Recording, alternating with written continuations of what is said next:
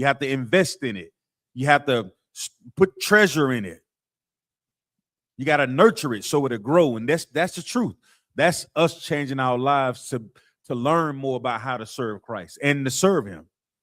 And it doesn't come by just words. You can't just say this thing. You actually got to do it. We have to live it. You understand? So we want to go into the couple of topics of the night. Then I'm gonna get into my topic, Lord willing. But first, you have any questions, anything, put them in the chat. Lord willing, I'll be able to answer them. If I can't, we'll just hold them until Cap comes in. If we'll get counsel on it, and then we'll get you an answer for any question that you may have. Okay. But first, I want to start the class off with just what do y'all think? What do you think the hot topic should be for today? Anybody? What should be one of the hot topics of today? Baba Kushaw. It's Salakia, sir. Come on with it, Yonazar. Okay. I would think one of the things is like the meeting between Trump after what Commander General Hunter taught us last night. The meeting today between Trump and not Netanyahu, you understand, confirmed what Commander General Salakia was teaching us last night. Yeah, like, about them trying to occupy that space. Yeah, man. They it's not no coincidence. Like, you know what I'm saying? You know what I'm saying? Like they met today, you understand, to iron out that plan together, because those are the two greediest, wicked devils, in power right now that we see. Right. So you do know the Lord gonna use their own wickedness against them. Absolutely, sir. Right. Well, while they trying to think that they, somehow subduing the earth, they playing into the Lord's hand.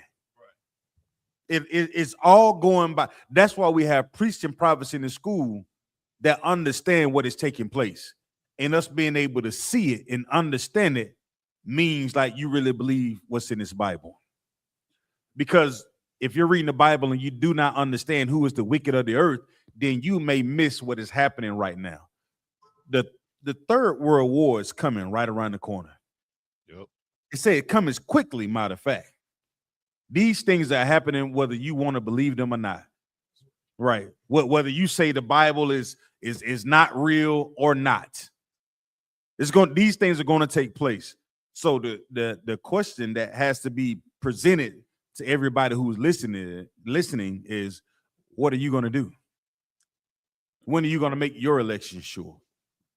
You've been watching the classes, you've been learning. You see what is taking place. You have eyes. You watch the news. If you don't watch the news, you on Instagram, TikTok. I know these things come across our feeds every single day. But when are you going to take it serious enough to change your life? Okay, sir. Come on with it, Yonazar. Like Somalia is really from the family of Ethiopians, like they're the same. You know what I'm saying? And we know the prophecies pertaining to them, right? I don't want just to say real quick, like, I don't know how in the world you could read the Bible and think that salvation is for everybody. This shit is just crazy. This shit is insane, man. Yeah, it is. It's absolutely insane. That's one topic. And if you watched the class last night with Commander General Hunter, that's a hot topic that's in the earth. What about another one? Can anybody else think of anything else? What about you, Akaska? Can you think about what would be a hot topic for today? Lucky, sir, if I may. Yes. But of course, we're going into the New Year's. Most High Christ. Ding, ding, ding, ding, ding. He gets it hot on the spot. Give him a hand. Most High Christ.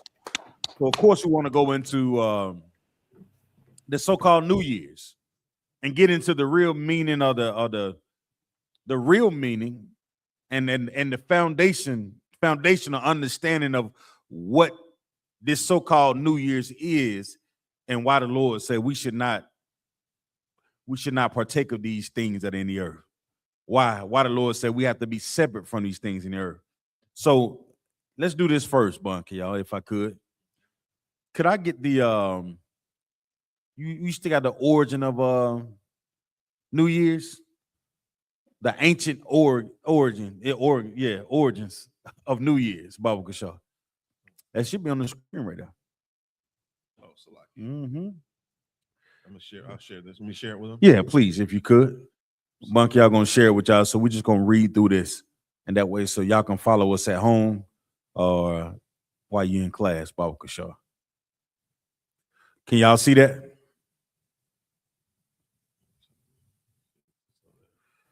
Come on, sir. Okay. The ancient origins of New Year celebration.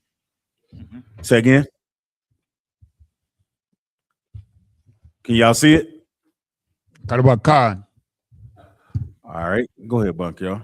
Says humans have been tracking the passage of time since prehistory. As each new astral cycle began, so did the agricultural cycle that allowed humans to develop and evolve into the 21st century. So what are we talking about? Just reading this. It's talking about seasons that the Lord made in the earth. So if you believe that the Most High made this earth that we live on, he also made seasons. If you go into the scriptures, you will see how the Lord separated what? The seasons, okay? These are the things that the Lord did, not man, okay? Read on. Just as long as we have tracked the changing of the seasons, so too have we celebrated what each of those new seasons means.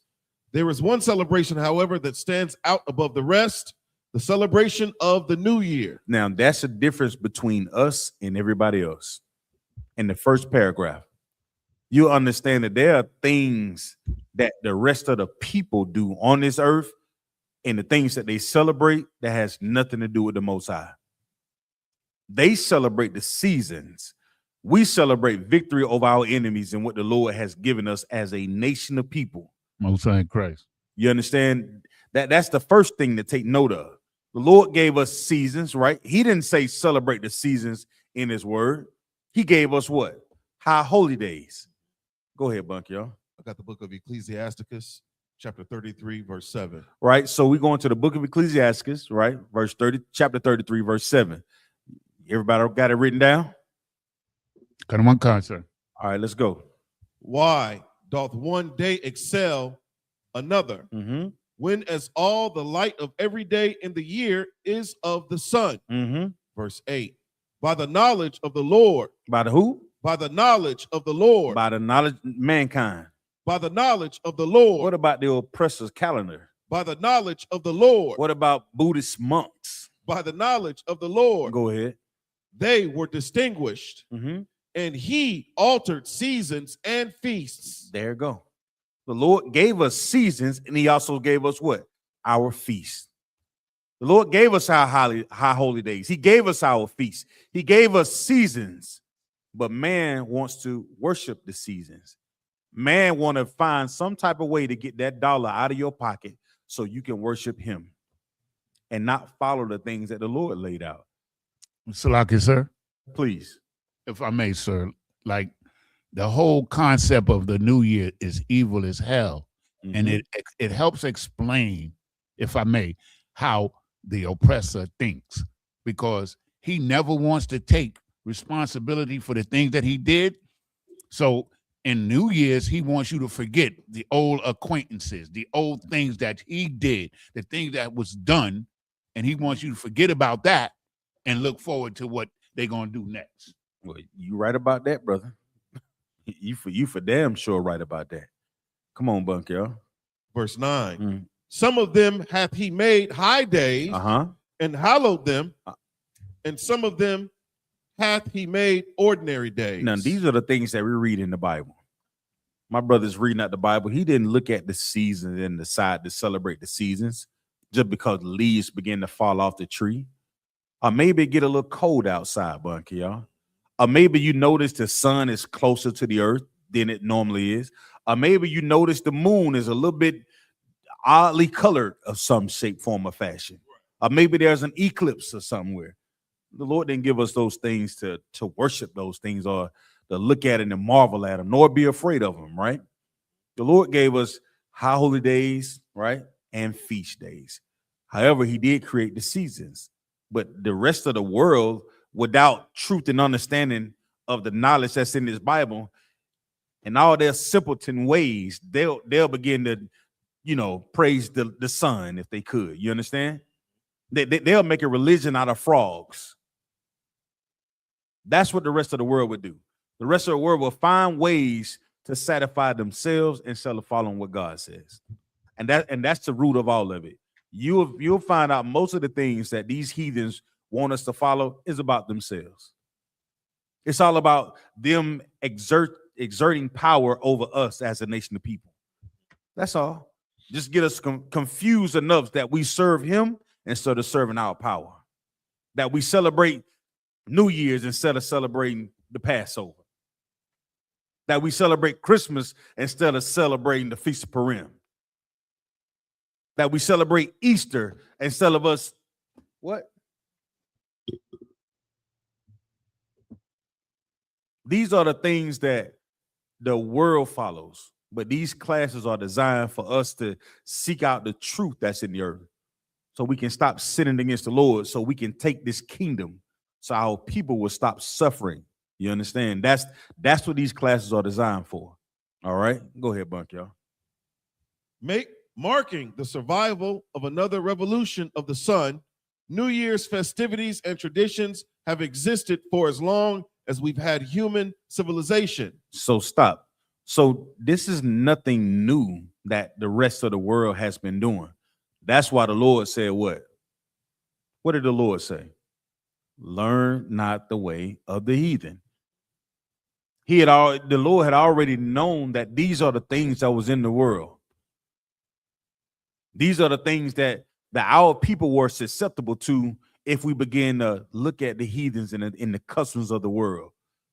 Because New Year's is not something that's new. This is something that all the nations do.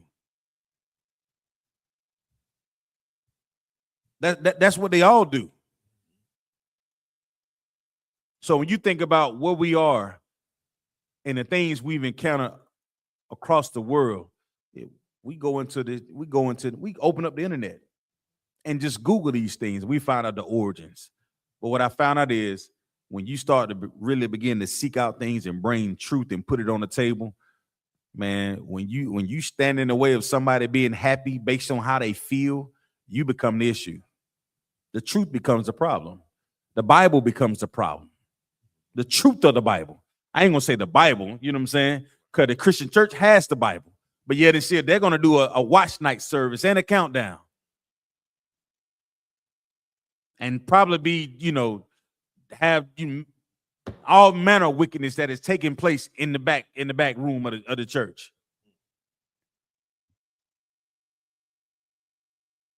And they have this Bible, Bunk, y'all. And they tell us that they read the Bible. But then I'm stuck with this. And I'm gonna say this parable, right? Doctors have books as well. Doctors have what type of book? Open heart surgery books. Now, could I walk into a room and read a book about open heart surgery? Salakia, would you trust that bum off the street to open up the book on open heart surgery and perform that on your dearest soul mother? Huh? Raise your hand if you would do that. You go get that bum off the street because that bum can read. Get that oppressor, give him a nice shave, get him Gillette razor, clean him up real nice, right? Put an open heart surgery book in front of him and say, I want you to perform open heart surgery on my mother. Would you do that? Would anybody do that? You wouldn't do that. So why, when it comes to the scriptures in the Bible, anybody think that they can just pick up the Bible and somehow be able to lead our people to understanding what's actually going on in the earth? How? So like it, sir. Come on with it, Yonazar. Our people are taught to read the Bible from a Christian perspective, and they never really come to understand what is being said in the Bible, and mainly because of one simple fact, sir. And that's the fact is that the Bible is only written to the Israelites. If you can't come to understand that, you'll never understand that Bible. You never will. Yonazar, give him a hand. Damn right. Yonazar, I want to go a little deeper, Baba Kasha. We're taught to read the Bible from a Christian's perspective, which means we're taught to not even consider what's actually in the Bible. Kind of one God. You know, we in the church they skim through it, just like that, just like Joe Snuffy would do. That oppressor would come in and skim through that open heart surgery book. But you wouldn't trust that oppressor with that blade or that scalpel once you put it in his hand. So why should you trust that Christian pastor? You've seen the work that he's done. You've seen the fruit that has come out of that church. Yet and still will continue to go in there and have a watch night service because we want to be accepted by the oppressor. That's what Christianity really represents: acceptance by the oppressor. That's all it really represents. I want to show the oppressor that I am non-threatening to his empire. So yes, I believe in Jesus. I'm not gonna bother you because I think we all could get along. And the brother said it. Damn right, Shabayala. White supremacy. That's right. He said it. See, now these are the things. Now these brothers can pick up the Bible and use it as a tool, as a real scalpel, and that's why we call it what, Akim? We call this our what? Sword. We call it, this is my sword. This is my weapon. It's my sword. So in the time to get surgical, Ayathan, we can do it. But your pastor, he is not surgical. He's cutting you with a dull blade that's been sitting out in the rain for the last 32 years. he just like Joe Snuffy that's going to come in off the streets thinking he going to tell you how to, perform open heart surgery on your dearest old grandmother. You wouldn't let him do it. So why would you go into that damn Christian church? All right, come on, Bunk, y'all. You about to say something? No, so like if I may, speaking about Christianity as it's taught, Mm-hmm. It promotes the rejection of our own identity, Okay. The culture of God through these laws, statutes, and commandments. So like that's all religion. All religions in the earth, when you talk about you're an Israelite, they teach, the goal is to get you to reject the fact that you are greater than all the other nations that's on the face of the earth. The fact of the religions want you to be inclusive. They want us with the idea that all mankind, we can join. Nah, that's not what the Lord says. And that's why the Lord doesn't want us celebrating these, the countdown, if I may. That's all. That's why it's laid out in the design for us to learn this truth out. All right. Go ahead and read what you got, brother. Mm-hmm. Says today we might equate New Year's Eve with partying and seeing the old year off in style, while simultaneously starting the new year as we mean to continue. So let me ask you a question. What can we loosely associate parties with? What are parties associated with? Anybody?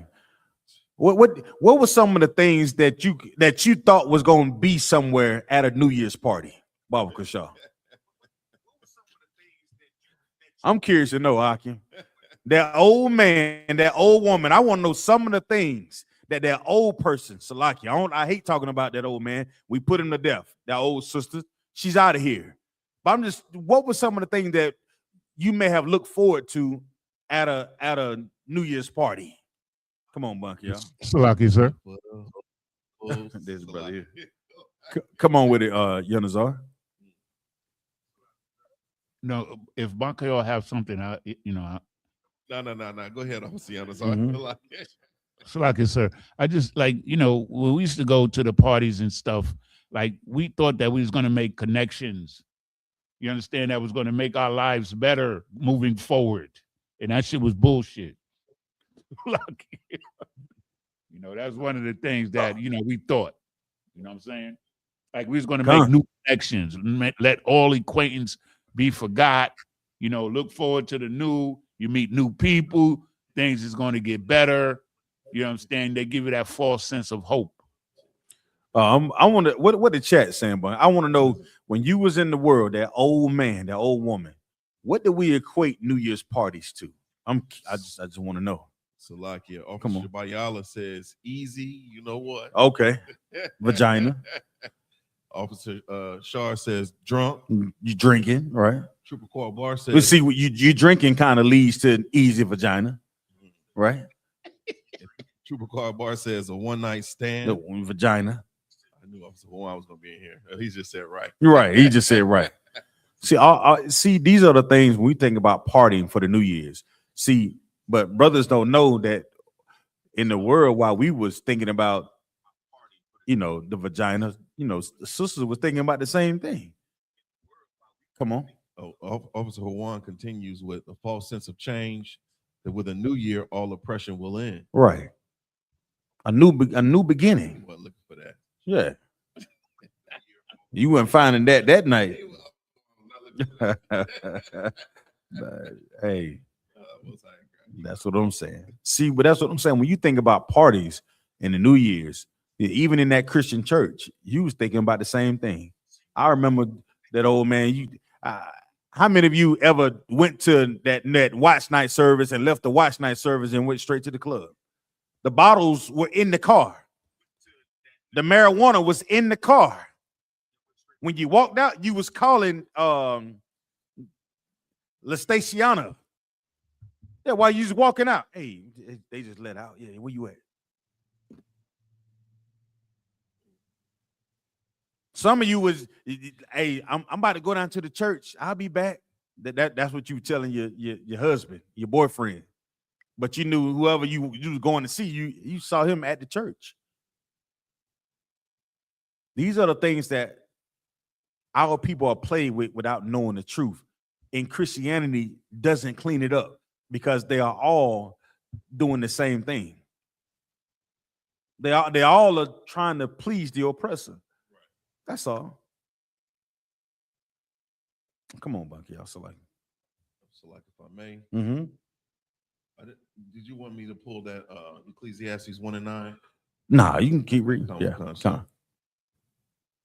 Let's see. It might surprise you to learn that our celebrations today aren't too far removed from those that our ancient ancestors experienced. The ancient ancestors. Who ancient ancestors? Go ahead. Here are 5 ancient ways our ancestors celebrated the start of a new year. So we got to know when we talk about ancient ancestors, it's just like the Constitution, right? They're not talking about us, Black, Hispanic, Native Indians, right? And it's going to break it down. Here we go. Well, what do you know? Let's go. It's a key to the ancient Babylonians. The who? The ancient Babylonians. The ancient Babylonians. Did we deal with Babylon, right? Okay, go ahead. Were among the first civilizations to have a record of a New Year celebration. No, the New Year's is brand new, Bunk, y'all. That what they would have us to believe. All these things are brand new in the earth. The Christmases, oh yeah, they just created Christmas. Lie. The Thanksgiving, nah. The Valentine's Day, all these things are not brand new, Akim. They've been in the earth. Go ahead. The ancient Babylonians were still celebrated today. Records of Akitu can date the celebration back over 4,000 years. Go ahead. While Akitu can be roughly translated from Sumerian to barley, the festival didn't just observe the sowing of the first crop of the new year. It served a far more politically important purpose. Go ahead. Coinciding with mythical sky god Marduk's victory. Who? With mythical sky god Marduk's victory over the sea god Tiamat, Akitu was the time of the year when a new king would be crowned by the high priest, or the current regent would humble themselves before the gods to symbolically renew their rule for another year. Find that in your Bible. All you big head Christian Bible scholars out there, debunk this. Since you so hell bent on proving everything that we saying is wrong, find this in your Bibles. Find me this origin story of New Year's in your Bible. How long we gotta wait for them to do this? I'm not gonna hold my breath. I shouldn't do that either, should I? That would be that would not be wise, would it? You Christians out there make me sick because you push these evil, wicked holidays on our people. You open up ways for them to celebrate and go against their God and wonder why we're suffering the way that we suffer. You wonder why. You open up the church, do the countdown, They got the alcohol. We have the alcohol bottles in the car. We go amongst heathens, and you know they filthy and they coughing and who knows what they doing on their countdown. You don't even want to know. You don't want to know what John or give me some good oppressive names, white names. You don't want to know what John O'Connor, Tucker. You don't want to know what they're doing on their New Year's countdown. You know, I promise you do not want to know. Dylan, Sarah, yeah. Margaret, you don't want to know what they're doing on their countdown. You don't want to know. Because the first thing they see you, they may see you, and you know they probably high out of their mind. And they're gonna hit you with that age-old black joke. Can I call you the N-word? It is New Year's, right? We're having a good time. They're gonna invite you to, they're gonna invite you to the party. They're gonna invite you to their party. Sarah gonna give you the invitation. And you're gonna think it's all fun and game. Her and Margaret, they're gonna come to this door with nothing on. That's how they come into the door. And you thought it was a family event, and you got your kids with you. And they're gonna do the countdown.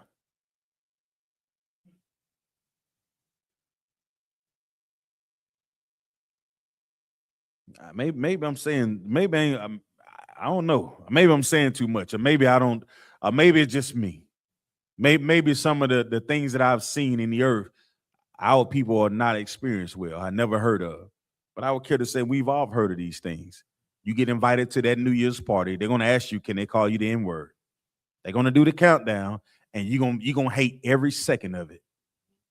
Because you're gonna want to punch somebody in the damn mouth for even disrespecting you.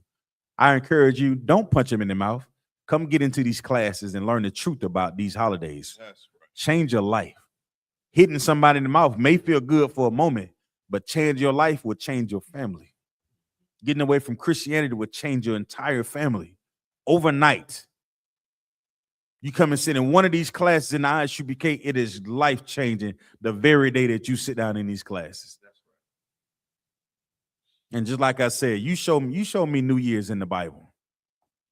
Show it to me. Show me what the bunch y'all just read in this Bible from the ancient Sumerian text or the ancient Babylonians. Show me that in the Bible. You won't see it. Go ahead.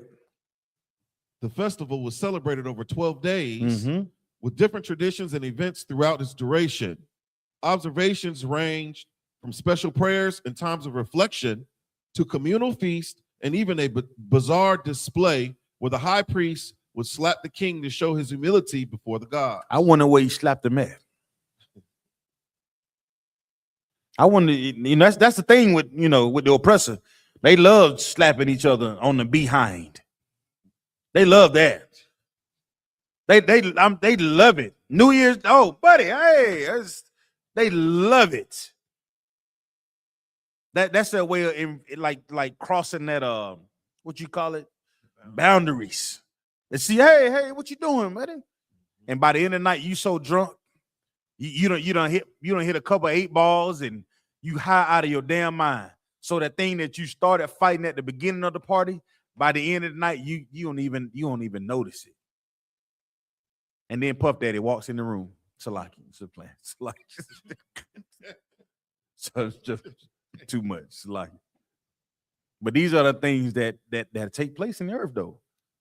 Go ahead. No, Salakia, that's heavy because you playing sports, you don't even realize how boundaries are being crossed. Because they've normalized it. You score a basket, you run down the court, your teammates, they slap you on your butt.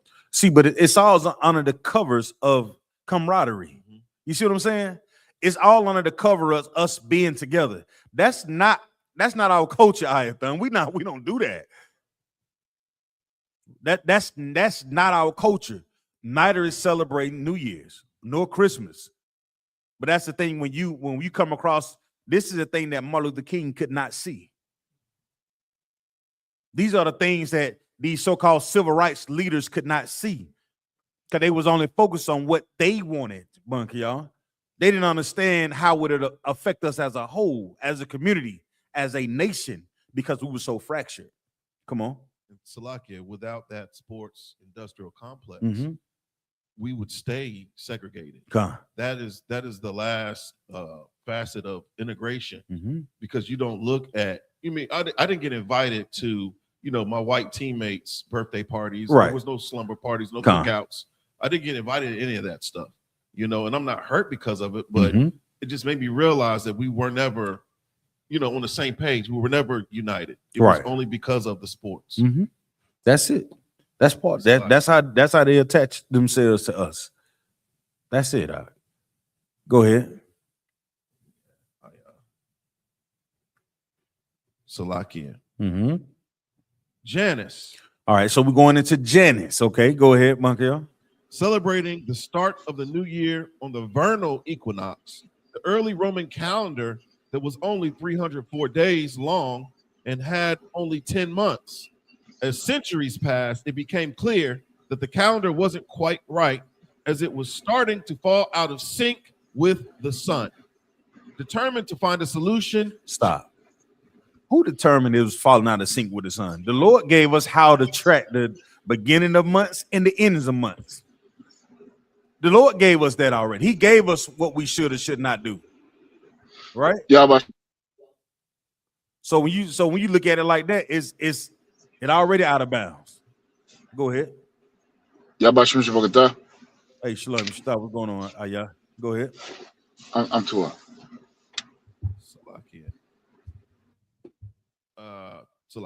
Determined to find a solution, Julius Caesar consulted with mathematicians and astronomers. Hold on, he consulted with who? With mathematicians. Nah, he sought out the Lord. With mathematicians. See that? Julius Caesar was no oppressor, right?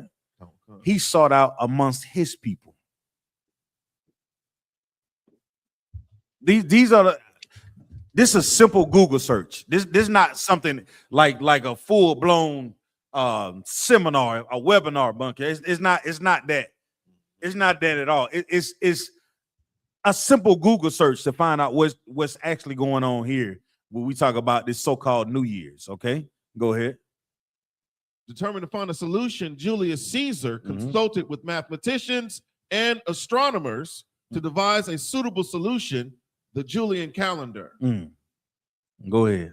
Not dissimilar to the Gregorian calendar that is used worldwide today, the Julian calendar moved the start of the year to January 1st. It moved the start to the what? To January 1st. So it moved the start of the year to January 1st. Now, if you've been in this school, I'm going to ask y'all, where can we find the start of a year in the Bible? Now, we just read what they wanted us to do and what Julius decided to do with his mathematician. But when did the Lord say the beginning of the year was? When did he decide? Come on. Yeah, the month of Nisan, which is in April. I want to find the actual scripture for those who, you know what I'm saying, maybe just their first time attending class, so we can actually see it, so they can actually go in the Bible and find it.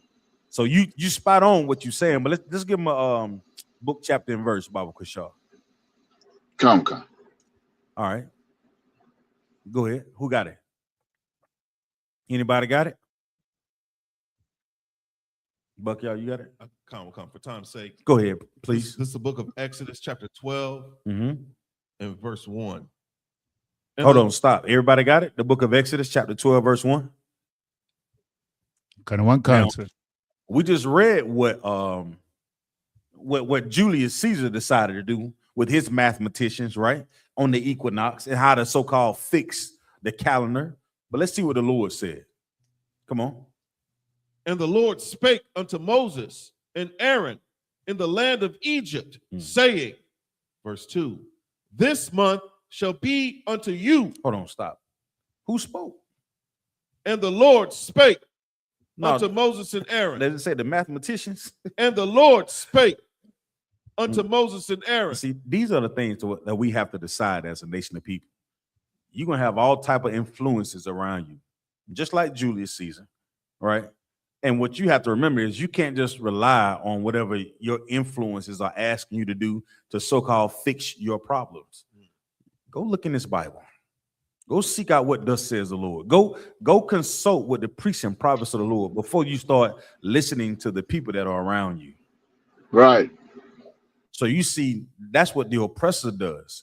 He finds ways to what you call that, invalidate the truth. He seeks out mathematicians, scientists, astronomers. That's what the oppressor does. He does these simple equations and all these things to try to prove that there is no power. You understand? Yeah, he got these so-called think tanks. Y'all ever heard of a think tank? So-called ways to disprove is what's that class that they try to teach you? Is it philosophy? Critical, is there a God? How is it? Shut your ass up. Shut up. I'm telling you, like when we talk about really seeking out the Lord, you can be fooled by the things that the earth presents in front of you, like New Year's. You would think if you was a child without understanding and didn't have parents who love you, boy, that they popping fireworks.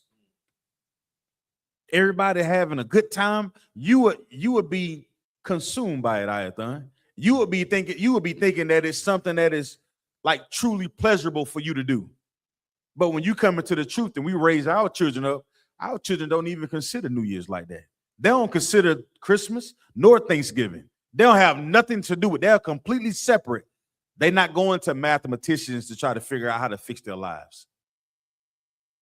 We're not going to scientists or astronomers to try to figure out how maybe the Lord got it wrong. And then what Todd, what's his name? Michael Todd. Right. Come on. I don't know if God made, man. You don't need to be leading anyone if you don't understand what the Lord wants us to do. If you don't understand it, what are you doing with the sword in your hand? You mess around and cut yourself. And that's what they do in the Christian church. Them pastors, they cut themselves by not understanding the words that's in this Bible. That's right.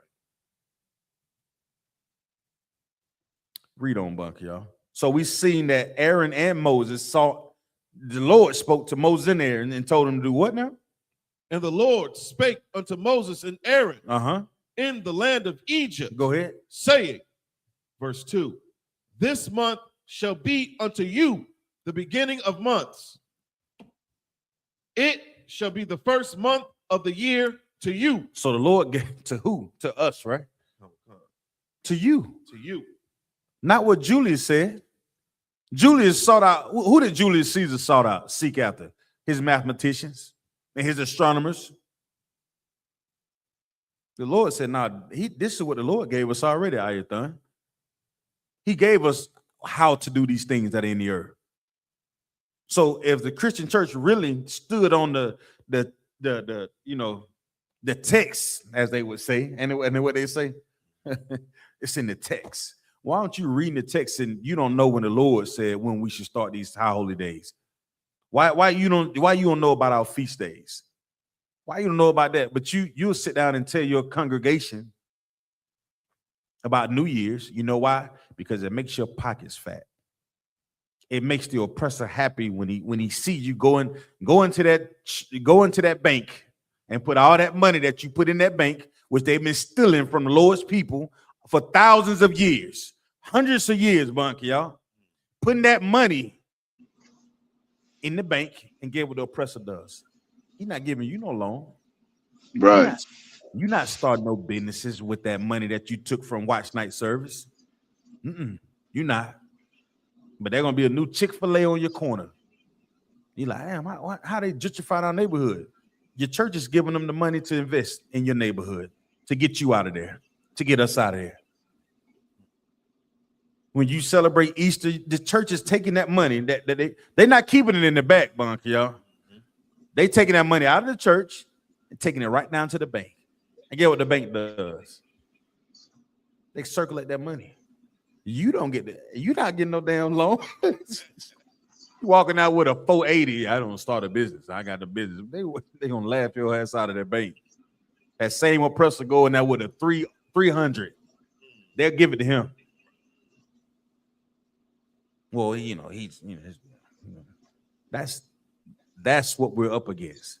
And Christianity is the way that they do it. The church is how they do it. These holidays is how they do it. You want to know how they get rich? We make them rich. We give it to them. We give them everything, and we get nothing in return. Right. Read on, please. Con. We're in the book of Exodus, chapter 12, verse 3. Go ahead. Speak ye unto all the congregation of Israel. Mm-hmm. To who? Of Israel. Now, this is what I'm saying. This is the reoccurring theme that we see throughout the Bible, but yet and still the Christian church miss it every time. Our pastors miss it every time. These leaders miss it every time, but it's right here in front of your face if you read the book. I said this earlier. You can take Joe Snuffy off the streets and give him a book about heart surgery and say, look, you can perform heart surgery. And I hope there's nobody on that table that you love, because he's going to mess it up. He going to cut them long and deep, Bunty, y'all. But he'll have a book about heart surgery in his hand. But he's not qualified for the jobs.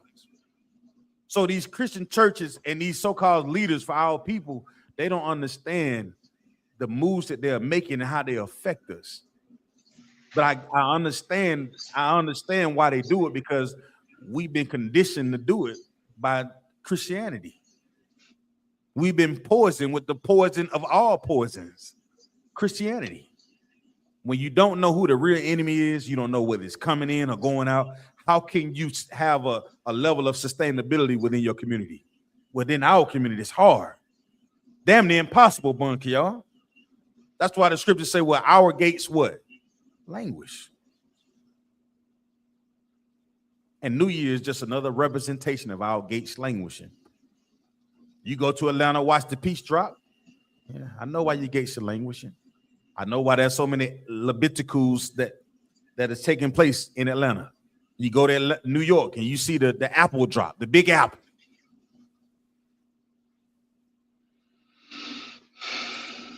There's tons of research and all type of knowledge that we can find throughout the Bible that talks about why we should not follow these evil, wicked days that the oppressor puts in front of our face. Go ahead, Bunky. Verse 3. Speak ye unto all the congregation of Israel. Of who? Of Israel. Black, Hispanics, Native Indians. Come on. Saying, in the 10th day of this month, they shall take to them every man a lamb, according to the house of their fathers. Go ahead. A lamb for an house. Verse 4. And if the household be too little for the lamb, let him and his neighbor next unto his house take it according to the number of the souls. Sound like brotherhood to me. Go ahead. Every man according to his eating shall make your count for the lamb. Go ahead. Verse 5. Your lamb shall be without blemish, a male of the first year. Ye shall take it out from the sheep or from the goats. Verse 6. And ye shall keep it up until the 14th day of the same month. Go ahead. And the whole assembly of the congregation of Israel shall kill it in the evening. Go ahead. Verse 7. And they shall take of the blood and strike it on the two side posts and on the upper doorpost of the houses wherein they shall eat it. We call this what? This is the Passover. And this month. Go drop down to verse 16 real quick for time's sake. The book of Deuteronomy, chapter 16, verse 1. Observe the month of Abib. Does observe what? Observe the month of Abib. Go ahead. And keep the Passover. And keep what? And keep the Passover. And keep the Passover. Does it say Easter in there? And keep the Passover. What about New Year's Day? And keep the Passover. It say anything about Janice? And keep the Passover. Why doesn't the earth talk about this? Why isn't this thing prevalent in the earth since everybody want to serve the Lord? Why aren't we paying attention to what's in his word? Come on, y'all. So like I said, I just want to go back to what you were saying, which was heavy in terms of, you know, I mean, the studies of the different books and stuff like that outside of the Bible. I have a precept in Ecclesiastes chapter 12 and verse 12, if I may, Babu Kasha. Go ahead, read it, brother. This is the book of Ecclesiastes chapter 12 and verse 12. And further, by these, my son, be admonished of making many books, there is no end. And much study is weariness of the flesh. Salak. Come, Most High in Christ. And these are the things that they throw at us, Ayah. You have all type of books that they throw at us and say this is a good source for information. But the leaders of this world and the earth, you have all type of Bibles, Right. in that church bunk, y'all. In your grandmother's home, in your grandfather's home, in your parents' home. But we don't know when the Lord had laid out the beginning of a year for us. We don't understand what the Passover is. What we've been taught is to take what the oppressor presents in front of us and say that it is good. We don't question it. Right. The foods that they offer us, pork, shrimp, crab, and lobster, we just take it as being good. And you know why we do this? Because of oppression. The more oppressive that a people can be, like the oppressor is on us, the more we're susceptible to celebrating the things that they want us to celebrate. You go back and you read in Ecclesiastes about the mother and her 7 sons. The oppression was to force them to do something that was against their God. And each level, each son that was brutally murdered, the oppression it was increased by what they would do to each son to force them to do what? Sin against their God. When you talk about the oppression of Black, Hispanics, Native Indians, it's going to increase to force us to sin against our God. You go back and you read in Egypt, they say, well, can you give us a couple of days for us to go serve our God? And what did Pharaoh do? He increased our torture, our oppression. Y'all want to go serve? Y'all want to go serve? You serve your God? How you even know you got a God? You ain't working hard enough. You're not working. I tell you what, let's take away the straw. Now go make the bricks. Now I need more. That's what the oppressor does, huh? You want to know what inflation does? It makes the money that you make not even valuable. You got to work twice as hard to get what you need just to feed your family. But then they'll throw that goddamn New Year's in front of you and that Christmas in front of us. You're like, damn, man, it just seems like everything just getting worse. It is. So like I said, right, man. Come on with it, huh? I don't mean to interrupt you, my lord. No, you swap. Let's get it. Yeah, what you're bringing out is so righteous in that, you know, everything that the oppressor does is to stray us from our God, including what, you know, I mean, Deuteronomy chapter 7 verse 3 said. Like, we also, like, we look at the celebrities or brothers marrying these heathens, you know what I mean, and get destroyed. When the scripture says, don't give your sons unto their daughters and don't give your daughters unto their sons, because they will turn your heart from following me. You know what I mean? So I just wanted to put that out there, because what you're bringing out is heavy, my lord. Silaki. See, and you think about that, though, Ayah, even that is another form of oppression. Because guess what we're seeing right now? You see our sisters that are upset with the brothers. The sisters are saying what? You only want to marry, you get all this money, and then you give it over to them. And that what they're saying is, we don't get a chance to get out of the hell that we in because you want to give it to Becky. Right. Now, brothers are saying, well, if you act like Becky, then maybe you'll get the money. Well, guess what? Guess what that does? That further divides us. I'm just saying, everything that we're seeing that is taking place from the religions, from these New Year's Day, Christmas, divorce, child support, all these things are designed to keep us angry at each other, keep us divided, keep us oppressed, keep us thinking that, guess what? You niggas ain't worth even saving. Niggas, we ain't worth a goddamn thing. Why would the Lord do anything for us, man? Look at us. Look at us. Who thinks like that? That's what the oppressor thinks about when he sees us.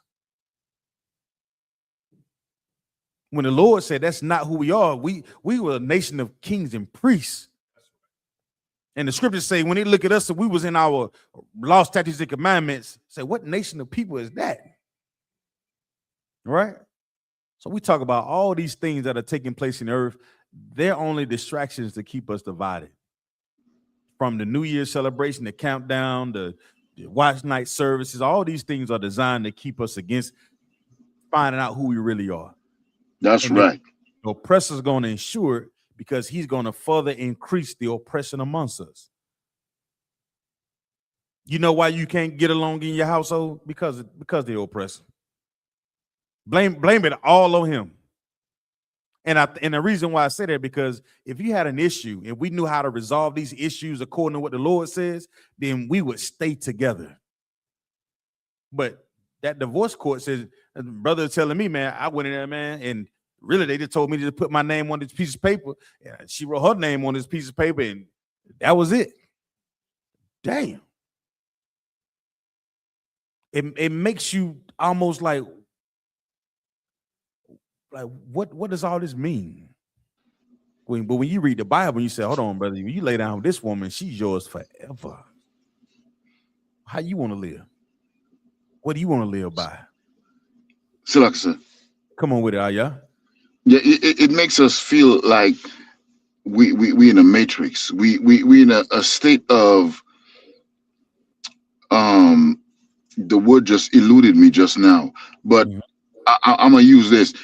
It makes us feel like we in a maze. We like a hamster running on a wheel over and over again, a dog chasing our tail. Salakia. Learn hopelessness. Captain, I thought went over this a couple months ago. We talked about learn hopelessness. But we have the truth that's in this Bible. And that's why these classes are designed for us to find our way back.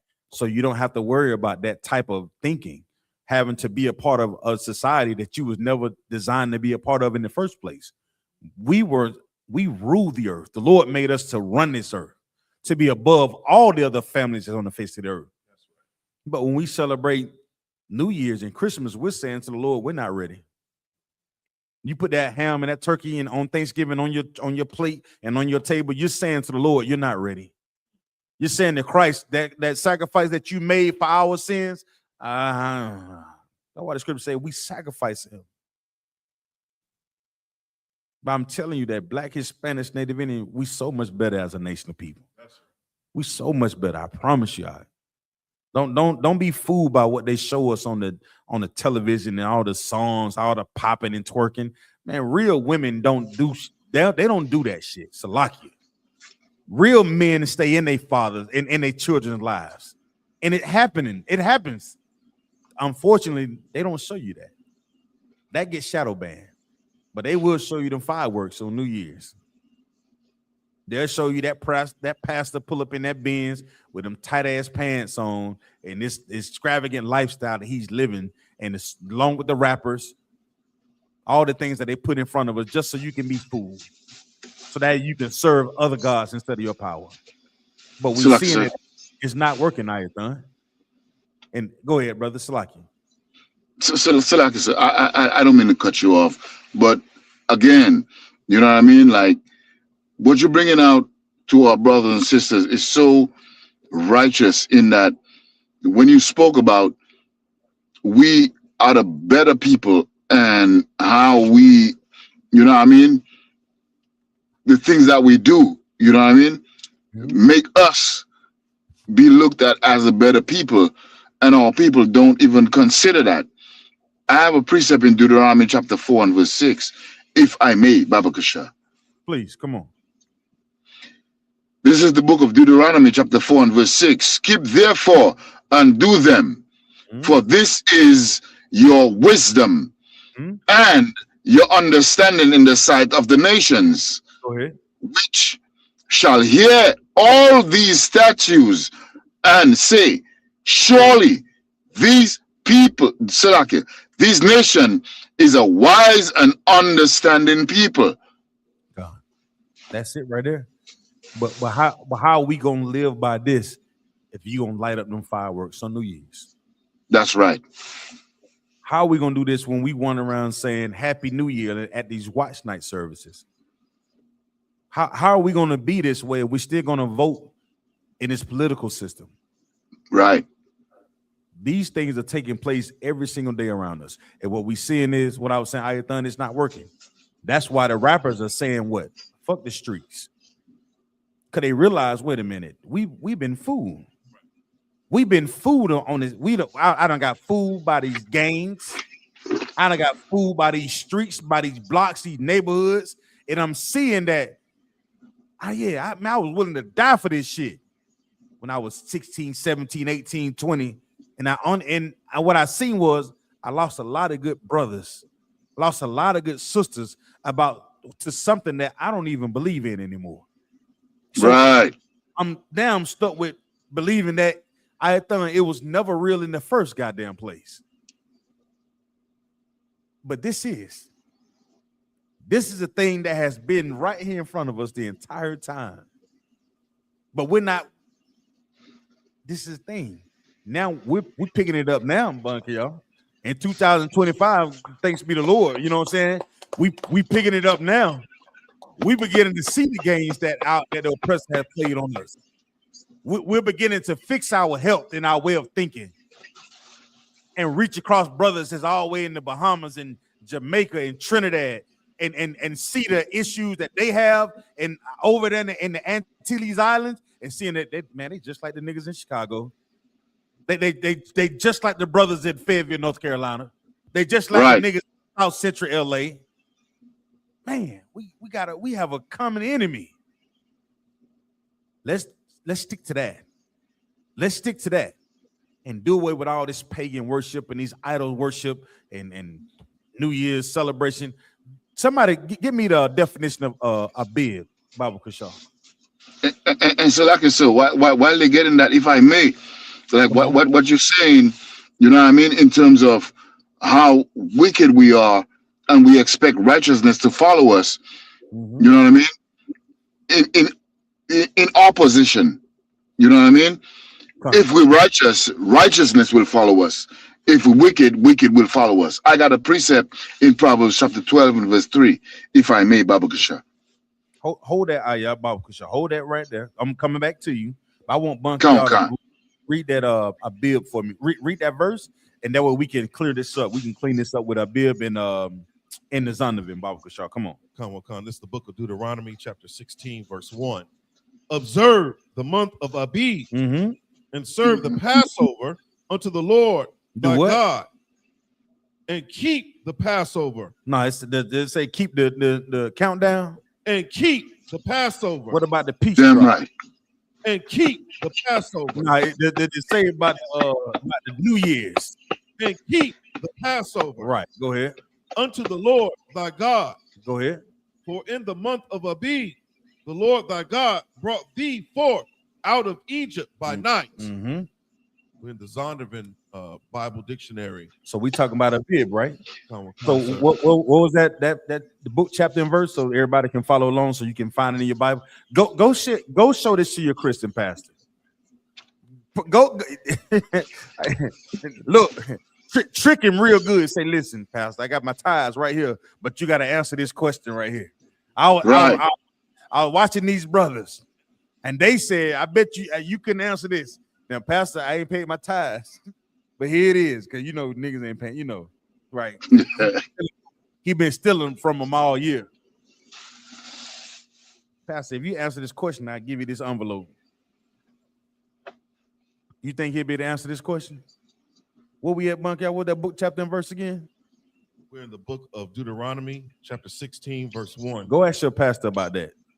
I think he'd be able to answer that. I bet he Right. That's right. Give me a definition of Abib, Baba Kusha. This is according to the Baba Kusha mean please in Hebrew. Baba Kusha is please. This is the Zondervan Compact Bible Dictionary, page 13. Go ahead. Abib, an ear of corn. The pre-exilic name for the first month of the year. For the what? For the first month of the year. That's what the Lord gave us already. The Lord gave us what we should celebrate as the first month of the year. So why is the oppressor saying we're going to celebrate this on the 31st and on the first day of January? Why? Because he wants you to celebrate him. He wants us to celebrate him, his accomplishments, the things that he valued. Just like the Pharaoh, he doesn't want you to celebrate your Lord and the things that the Most High gave us. You understand? Come on, right. Ayah. Salaki, so you went into it. Salaki, I don't gotta say nothing. Salaki. Most High Christ. Come on, Bunkia. That was it. La, sir. Come on. They gave a few precepts. Exodus chapter 13, verse 4, chapter 23, verse 15, chapter 34, verse 18. After the exile, the name was changed to Nisan. It fell about the time of our March. It fell when? It fell about the time of our March and early April. And March and early April. Damn right. The Passover is April the 4th. That's right. Get the Most High hand. God damn it. Passover is April the 4th. Right. You see that? Commanding General Hunter and the generals and the men that came before him, they decided that they were going to serve the Lord and not serve man. Right. We're in this school because we are deciding to serve the Most High Power in the things that he has laid out for us to do and not follow after Christianity, which is white supremacy. That's right. Right. That's why they're having the watch night service in the church. The church isn't about you and that New Year that you so-called celebrating. The church is you saying, I don't know who I am. And I'm choosing to follow the oppressor. Right. When you show up, that's what you're doing. When you pull up, you put on that nice suit and your grandmother wear that big ass hat and she's sitting in the front row. She's saying that, guess what? I don't know who I am. Good night. But my brothers and sisters we've been tricked though. We've been tricked because when you put that oppression on our people so harsh and you're so heinous with your acts and everybody is collusion against destroying us. Like we like, man, I gotta find some type of respite in here. I gotta find some type of peace in this place. That's all. But we slowly are beginning to see the trickery of this devil. We beginning to see that son of perdition. He's going to be exposed, and the Lord is allowing us to see it by what he's doing. Commander General Hunter is on his head, and they trying everything that they can to make sure that this truth does not get out in the earth. But it's too late. It's too late. We're waking up to know that we are the lost 12 tribes of the nation of Israel. We are waking up to that truth every single day. That's right. Every sister that comes into the school that changed their lives, that say, I want to serve the Lord. That's right. I want the seeds that been sown in these classes to bring forth fruit. As soon as we getting to eating that fruit, somebody else gonna say, man, where you get that from, Mike? Where you get that from, brother? Man, you heard about them brothers down there, the Isupk? Man, I don't know what they got, but I can't shake this thing. Ever since I heard this truth, I ain't lit a firecracker since. Salaki, sir. Please, come on, Yonazar. We got a question in the chat. Let me see. Is it on topic? Sir. Let me see what he got. It's a brother Dallas Cowboy 7465. I tell you what, let's hold it to the end of class and just write it down for me, Bunky, y'all. Let's hold it to the end of class. I gotta get into this topic, Baba Kashaw. Time Christ. I want to get into the topic. Just hold it for me if y'all could. And Salakia, brother Cowboy, Salakia, Dallas Cowboy, Salakia. If you could just bear with me, if you can hold on to the end of class, if I can answer your question, I would. If not, well, I'll get back with you, okay? If you just hold on to me. The water. So did we finish with the month of Abib? Come, sir. Salaki, sir. Come on with it, y'all. If I may, can I go ahead and proceed with the precept? Yes, come, Bible Shop, please. Yeah, come. This is the book of Proverbs, chapter 12 and verse 3. Based on what you were saying, the righteousness and us celebrating, these pagan holidays and all the evil things that we do. This precept is, I think, you can correct me if I'm wrong, it goes right along with what you were saying. This is the book of Proverbs, chapter 12, verse 3. A man shall not be established by wickedness, but the root of righteousness shall not be moved. Salaki. Man, Most High in Christ. That's it, ain't it?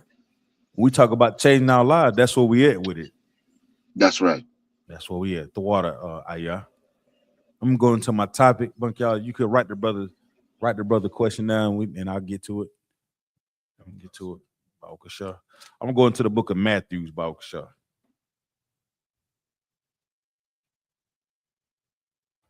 Book of Matthew, chapter 13. 13. We're gonna start at verse 1. We're gonna start at 1. Let's start at 1. Now, everybody understood. Everybody understand why we don't celebrate the first. Everybody understand that? Any questions about the first and the countdown, and when the real beginning of the new year is? Come, everybody. Sir. And y'all do know the superstition that our people do when you open the back door and the front door on New Year's. Y'all do know the superstition behind what Janice, the many-faced God and all this. No looking back, looking forward. All the superstition, that has nothing to do with us. So if you ever wonder why your granddaddy or your grandmother will open the front and back door and on the countdown, it was idol worship. They was doing something that they heard about some heathen doing that has nothing to do with our culture. Right. Close your door and keep the heat inside because it's cold. You're in the dead of winter. Our New Year's in what? March and when? April. Come on, man. So let's go. Let's do Matthew 13 and 1, Bob Kershaw. This is the book of Matthew, chapter 13 and verse 1. Come on. The same day when Jesus out of the house and sat by the seaside. Hold on. Verse 2. Salaki, your mic is loud, brother. Yeah. I don't know if you're close to it, but it is, you know what I'm saying? Yanazar, I don't know. Can you Salaki, sir, I'm at the slave, but I'm sitting in my car. Get a brother a hand, man. You know what I'm saying? Most High in Christ. Can you hear us pretty clear? I'm hearing you too up, sir. Okay. What you got? Come on, I'm too loud. You want somebody else to read? Yeah, because it's coming through really loud. Salaki. No, you too up. Come on now, Ayathan. Book of Matthew, chapter 13 and verse 1. Mm-hmm. The same day went Yahushua out of the house and sat by the seaside. Go ahead. Verse 2. And great multitudes were gathered together unto him, mm-hmm. so that when he went into a ship and sat, and the whole multitude stood on the shore. So envision this, right? Imagine Yahushua is getting ready to teach, but it's so many people, Ayathan, he couldn't just stand in front of them. He had to go where? He had to go get on the ship, just so everybody can see him and hear him as he teach, right? Go ahead. Verse 3. Mm-hmm. And he spake many things unto them in parables, saying, Behold, a sower went forth to sow. Verse 4. Right. So this is a parable, right? And these are the things that we have to really understand about a lot of things that are in the scriptures. There are going to be things that you have to be taught when you come to breaking down these scriptures. You can't just pick up this Bible and understand what's going on. It's the Bible is not like your birthday, where it's just about yourself. Where you get all the holidays that you can think about is the worship of yourself. Right. You know, every holiday, every birthday is all about the worship of yourself. So now what you would do is you will push. So now you will push your idea on everybody else as if it's God's will. But not understanding what's actually being done because you only following what the oppressor does in the earth. That's why the Lord has given us these scriptures and these parables. So Christ is teaching the multitude once again. And guess what? The multitude is out there thinking about 9 times out of 10. A lot of them was thinking about themselves. We be at camp every weekend and they walk by us and then they walk by. It's today is my birthday with the dumbass pen on their shirt saying I celebrate my birthday. Right? But Christ is breaking it down to the multitude and he going to talk about the sower. Come on. Verse 4. Mm-hmm. And when he sowed, some seeds fell by the wayside, Mm-hmm. and the fowls came and devoured them up. Right. So when he sowed, now what does a sower do in this parable? Anybody know? What does So a like I sower? said, Come on. yeah, he plants seeds. He plants seeds, right? So he's in verse 4, he's doing what? He's looking to see if they're going to germinate. Now, in our culture, now we was a people who understood like what you call it, agriculture. If I may. Or the husbandry. Right. The Lord spoke to us, and Yahweh spoke to us through things we understood, like in through agriculture, being a husband or a wife, some things of that nature. We understood those things, like fishing, like things that we do from day to day. So that's why he's speaking. So you would know what a sower is, correct? Come on. Right. Some seeds, what, Ayathan? Okay. Some seeds fell by the wayside. Some seeds fell by the way, right? Come on. And the fowls came and devoured them. Now, what does it mean when it say the fowls came and devoured them? So like I said, Come on. like chickens and birds came because the seeds didn't germinate. They were right there. So, what I mean? These animals, the birds, the crows, the fowls of the air, chickens, and so on, they ate them up. Right. So now we have the understanding of that. That's plain, right, Monk, y'all? That's something that we can understand because remember, Christ is speaking in what? Yahweh is speaking in a what? In a parable, right? Read on Ayathan.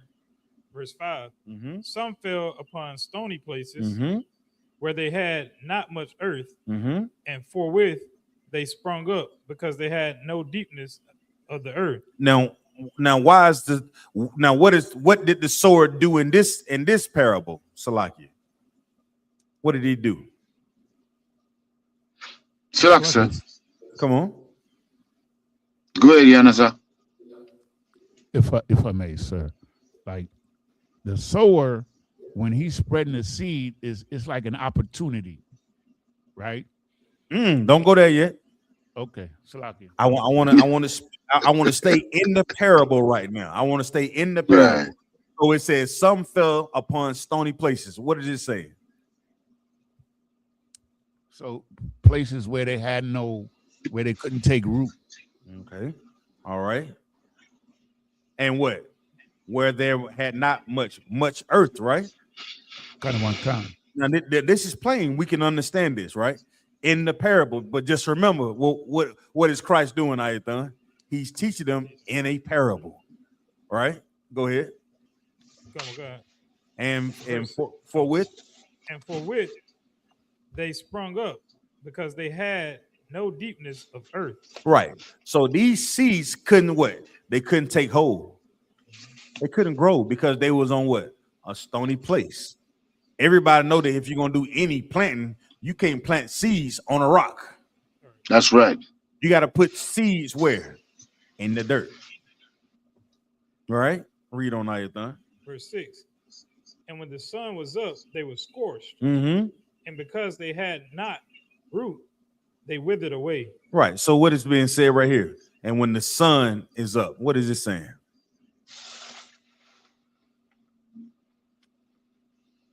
What did it say? So Come on. that's, Come on. they died. They died. That they did, but I'm saying when the sun is up, what is this saying? Just remember, this is agriculture, right? Think about a sower planting seeds. The first example was the fowl of the air that came and ate the seeds, right? Salaki, sir. Come on with it, Yonazar. So the sun is representing heat, right? Right. So the heat is the trials and tribulation. I don't. See, there you go. Hold tight. We laying it down first so we can give an outline, right, of those who want to know. Okay. Come on, sir. So it's the heat is representing the heat of the day. Right. Come on. Meaning what? It wasn't no covering because the way they throw the seed out there, it was just it's getting scorched by what? The sun. So like Right. Come on. So it said that it couldn't take root. You understand? So it couldn't draw from the moisture and the nutrients of the earth. There we go. So it withered away. Right. So even in the sun, plants do grow in the sun, but when it's not properly nourished by taking a good root or taking up good earth that the scriptures say, then it's gonna wither away. Right? Because everybody know when you water a plant, you may water it on the top, but you really want to soak that plant. What you got to do? You got to get down to the roots, right? And if there is no roots and the sun is out, then you're going to fry the plant.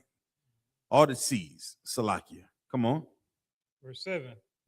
And some fell among thorns, Mm-hmm. and the thorns sprung up and choked them. So some fell amongst thorns, and the thorns choked them. Go ahead. Verse 8. But other fell into good ground. Hold on. So Salakia. So now what happens when you plant some in thorns then?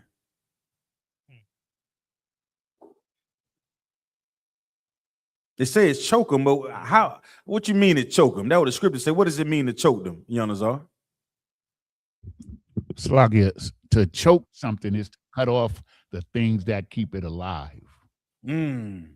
So I heard this guy say this all the time. Yeah, you ever heard of what you call it? Sod? You ever heard of sod grass? Anybody ever heard of sod grass? Do y'all have sod down in the Bahamas, Casca? He frozen too. Like everybody frozen. So you ever heard of what I just said? Sod grass, right? So what is sod, Yonazar? Sod is like to plant so that you can give it more nutrients into the earth. It's planted there to bring in more nutrients. That's true. What you know what sod is, Ayathan? Like the squares of sod. Like you lay it down like you got a grass, come on. Grass, So like your sod is defined as the surface of the ground with the grass growing on it. Right. So that's how they make it. They have the grass already that's growing in a square, and you just put it down, right? Right. And then you just put it down in the root. But let me ask you a question. If you plant sod, you would think only the grass that you put down would come up, right? What else come up when you put sod down? Everything else, right? You still get weeds in the sod, right? So this is talking about when you talk about like the thorns, and you plant something amongst the thorns, well, the thorns is going to choke whatever that you planted out. It's just like any other thing. It's just like it's going to wrap itself in whatever that you're trying to grow, weeds, right? And it's going to consume the plant that you're trying to grow. So once again, it'll be a struggle before that plant even get off the ground good. It's going to choke it, right? Read on. Verse 8. But other fell into good ground. Go ahead. And brought forth fruit. Some 100-fold, some 60-fold, some 30-fold. Verse 9. Right. So it's saying that some fell on good ground, right? And they was able to produce. It gave reasons. It gave all the reasons of why something would not be able to produce and grow. And then Yahushua said, well, this other thing fell on good ground, and this thing was able to grow. All right. Now read verse 9. Verse 9. Who hath ears to hear, let him hear. Who has ears, let him hear. What is Yahushua just said in this whole entire parable? What is he saying? What is being said, Yonazar? So like I said, Mhm. like I was saying, it's like he's telling them something that he know they wouldn't understand, but he's letting them know that the truth, coming into the truth and understanding the truth, is an opportunity. Mm. Understand? And that opportunity is based on the roots that you put down. The roots that you put down in the truth is the opportunity. Now you own it, but I'm looking for one thing to break down verse 9. What is he saying to him? So I guess, like, Of course, he's not asking, do they have ears? can they understand what he's saying? Right. He's asking them, do y'all understand? He's asking what? A multitude of our people. Just like we go out to camp. We go out to camp, brother, and we be out there teaching y'all. We be out there getting to it, you understand? Give me what the brother be saying. Give me. We be lighting it up. Come on. It's the same way that that brothers do in the school today. You know what I'm saying? Like, instead of brothers saying, he who has an ear, let him hear, we say, you understand? You understand? See, that's the spirit of Christ. Mm-hmm. We speaking to our people the same way that Christ spoke to them. And sometimes we're using the Bible to teach, and we're trying to break it down to them. When we start talking about the New Year's and the Christmas, we go into the scriptures to teach our people why they should not be doing these things. Right. When we talk about the oppressor, they don't see what we see. You understand? Because of the Christianity. When we saying the oppressor, they don't see this. They thinking like, I don't know what they thinking. They thinking, I don't know, somebody you got an issue with. They're not thinking Esau. They're not thinking about all the other nations on the face of the earth. When we say the Lord's chosen, they're not thinking about themselves, Monk, y'all. They're thinking about everybody because of Christianity. Because Christianity is all inclusive. Everything goes with Christianity. Everything goes in Islam. Everything goes in all the religions of the earth. But that's not how the Lord said. Because we go into the Bible, we start to see what the Lord wants us to do. So if you've been here long enough in this class with us tonight, we're going to go and break down what the sower was doing and the things that were happening in this verse, in these verses, okay? Where I want to go. Read verse 10, Ayathan, please.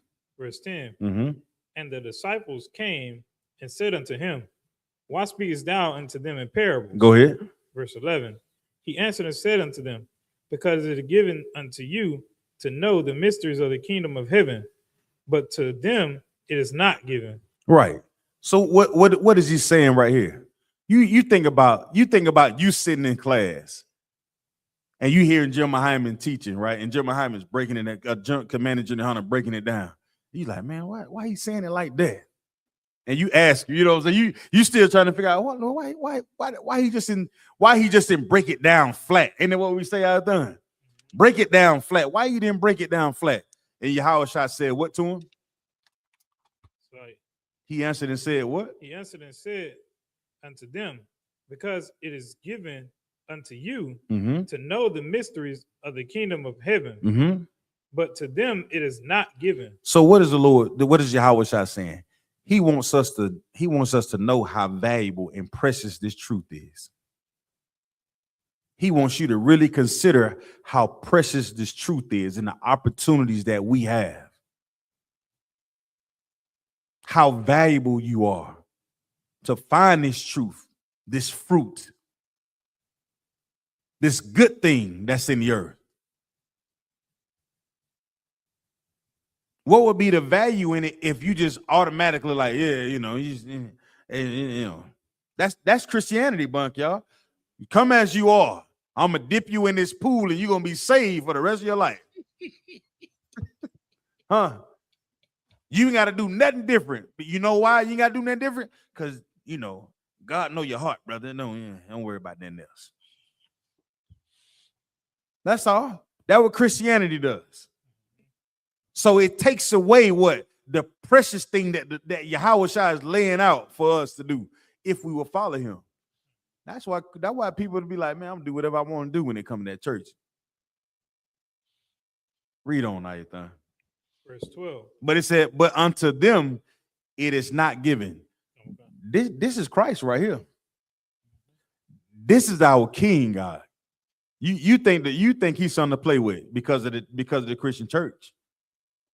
He said, this precious thing that I have, that this multitude is out there that they asking me about, I'm gonna teach them in parables because that I don't want them to understand the mysteries that are in the earth. Right. You get it because you have understanding, but for them, it's not given to them. Read on. Okay, verse 12. For whosoever hath, to him shall be given. Right. So whoever has the understanding of what I'm trying to say, you're gonna get it. You're gonna understand what's being said. You're gonna understand what's being laid down flat. You're gonna understand the parables. Why? Because you have a level of righteousness about you. Like you sincere about what you're doing. You understand? You sincere about changing your life. You're sincere about like really trying to figure out, man, where's the home of the truth at? You're not just looking and be like, man, them niggas. You seeking out the Lord. Read on. Come. And he shall have more abundance. Right, because this thing is precious. Well, look at these brothers and sisters that are in this school. Brother, y'all, we may not have a lot, but we have enough. And above all, we have each other. We have the brotherhood and sisterhood. And if we fix these things when nobody else is trying to do it in the earth. No one else. Read on, Nayathan. Come on.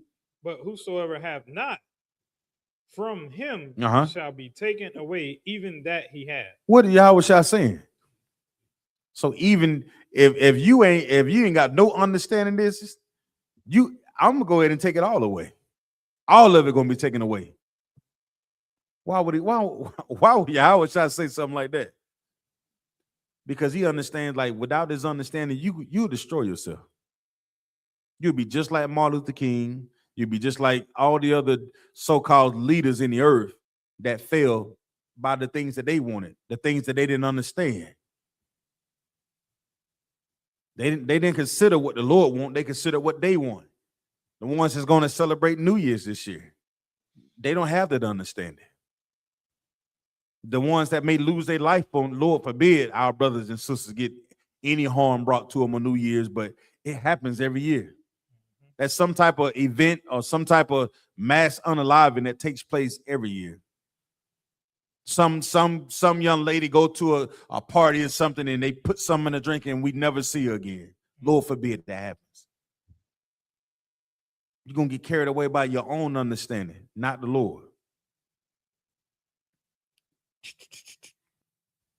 Read verse 13, Ayatha. Verse 13. Therefore speak I to them in parables, because seeing they see not, and hearing they hear not. They do what now? Seeing they see not, and hearing they hear not. Neither do they understand. See, that's what I'm saying. Because you don't even understand what's right in front of your face. So you're going to go off and destroy yourself. But it's right here in front of you. So lock you. So now, Yonazar, now we're going to go back, but we're going to use what's actually in the Bible, and we're going to read it, and then I'm going to have the Akia match it up to what's actually in the Bible. So read verse 16 for me, Ayathan. Verse 16.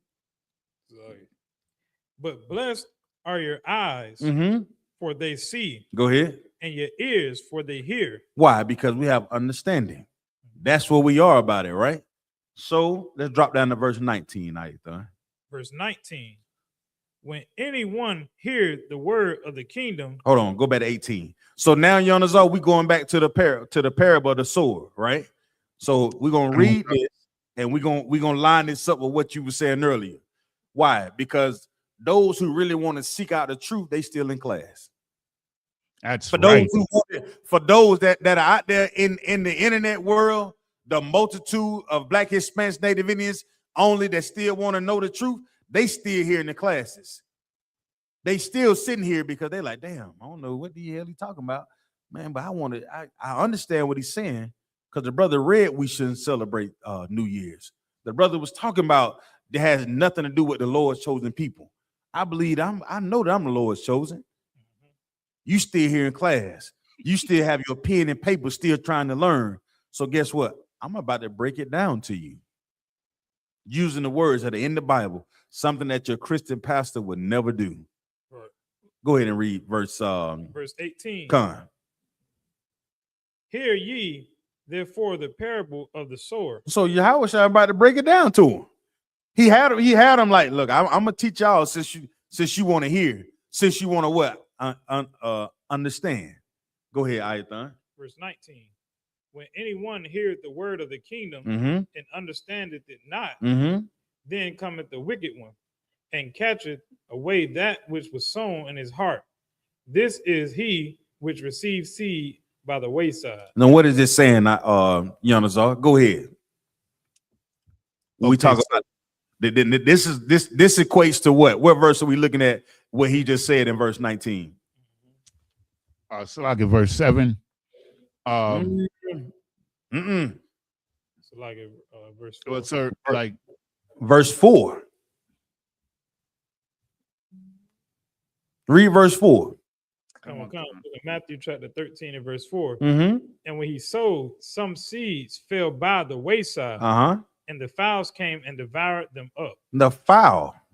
We know the fowl, right? The birds, right? Now read verse 19. I thought the verse water. 19. When anyone heard the word, so the seed been laid. When we in these classes, these brothers are teaching, these brothers are reading these scriptures.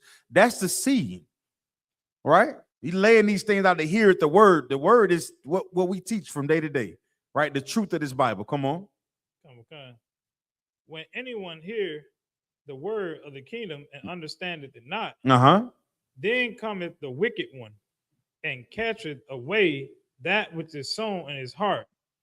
This is he which receives seed by the wayside. Right. So before you even get an understanding of what's going on, before you even you heard the truth, and you seen us out there on the street corners, Yonazar. You seen that banner and it said ISUBK home of the truth. You seen Mary hanging, you seen Santa Claus hanging, you seen the signs in front of the camp, you seen these classes online, and before you even can really take a good look at it, it's gone. Before you even can understand it, it's gone. Just like that. And it's gone because what? You waited. You sat there and watched. You walk by us every weekend. We in the same. It's the reason why the Lord have us go out on the corner in the same spots, Ayathan. You've been walking by us. Every brothers always say, what? Man, I've been seeing y'all downtown, man. I've been seeing y'all over there at the market, man. I seen y'all over there over there, teaching. I knew about the school down here. It's lucky, sir. Come on. I heard a brother the other day talking to Captain Zariak. He said he'd been watching Captain Zariak for 10 years. And you wouldn't believe the level of ignorance that he displayed. Like, why? Because he didn't really hear. Because every seed that Captain Zariak drops on his head before it even take root out, some wickedness is scooping it up because he's not changing his life. He's wasting time. You're not changing your life, so the seed that's dropped on you is gone before it even can take root. The bird come and got it. It's wasted away on the side because you treated it as it wasn't even important. So guess what? You lost it. And Christ was talking to the multitude. He's talking to a sea of niggas. Like, yeah. Some of y'all been watching me, but you didn't take advantage of it. You let it waste away. Read on, Ayathan. It's like verse 20. But he that received the seed unto stony places, the same is he that heareth the word and Anon with joy receiveth it. Right. So now Yanazar. So what would you match up with verse 20 with, Baba Kashaw?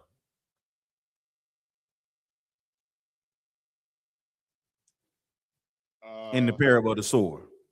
I would match it up with verse 7. Verse 5. Because read what it says. It says some fell Mm-hmm. upon stony places. Right. So what read verse 5? Some fell upon stony places. There it goes. See, Not much Yahweh further. is breaking down the parable that was said in verse 5 and verse 20. Complete verse 20 for me, Jonas. I'll read on. Read verse 20, sir. Baba Kashaw. Verse 20.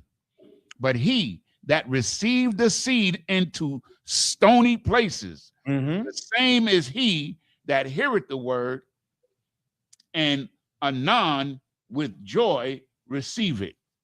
Right. So what is this saying? He not in it wholeheartedly. But he did receive it on this. So what would be the stony place, huh? Like it's like what Ayah said earlier, what he brought out earlier. Like he might be reading too many books. He might be listening to too many camps, and then he get confused. Right. So a stony place is something that a seed will fall onto that it's just hard to take root.